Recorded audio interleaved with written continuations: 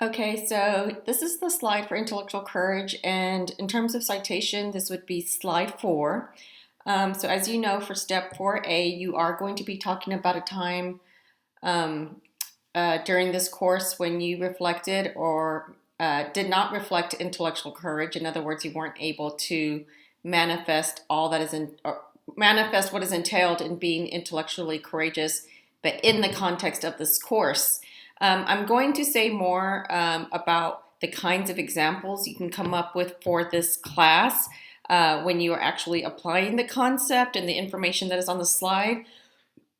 But with this video, I really want to focus on the fact that intellectual courage should not be confused with moral courage. And I touched on this during week 13, but I need to emphasize this and make sure that we're all on the same page.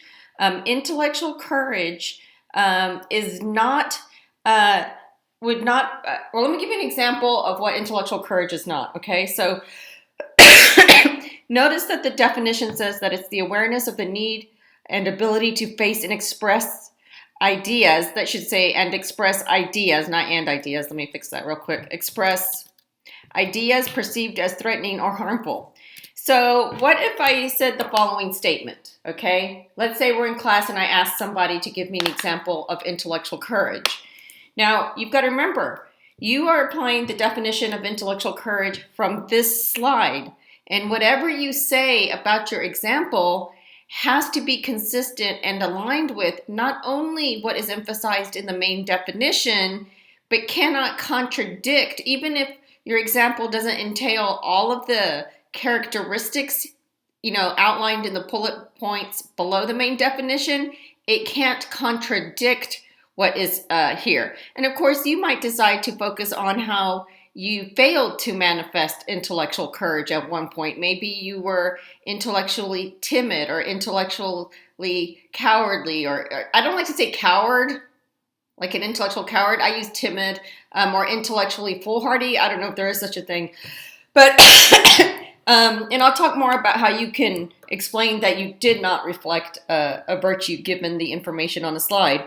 But again, let's just focus on the fact that when you're applying an intellectual virtue, saying that you did or did not reflect it, you have to show that you're focused on what the definition actually says, and you cannot have information or your explanation cannot in any way contradict what the explanation or definition for intellectual courage is.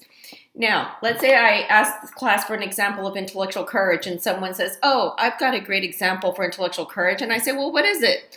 And let's imagine that the student says the following. Well, I once watched this movie where this mom was in a dangerous situation in a bank, and it was being held up.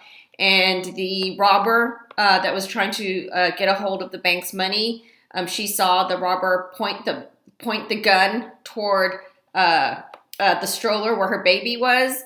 And what she did was she got the baby and she turned around so that she could serve as a shield for her baby. She was hoping that, she wanted the bullet to go through her back and hopefully not pierce through her and not go to the baby. So she tried to shield the baby that was in the stroller from the bullet. So I think that's very courageous. That was very brave of her, because there's definitely some harm or threat that could come from being, shot with the bullet. Now notice that the student, does talk about a kind of courage. They talk about the mom being put in harm's way, and certainly the mom, at least subconsciously, was, deciding to put herself in a threatening position, right? A vulnerable position. But that would not be an example of intellectual courage, because intellectual courage is not about something like that where you're trying to physically protect somebody from something or physically do something that could physically harm you in your body, or, protect someone else in their body. Rather, it's about ideas, right? It's about facing, so it's about listening to, encountering with, engaging, being willing to even listen to, being willing to even read, to take the plunge, so to speak, to entertain some ideas or to share one's ideas. All right, that's all I wanted to focus on in this video.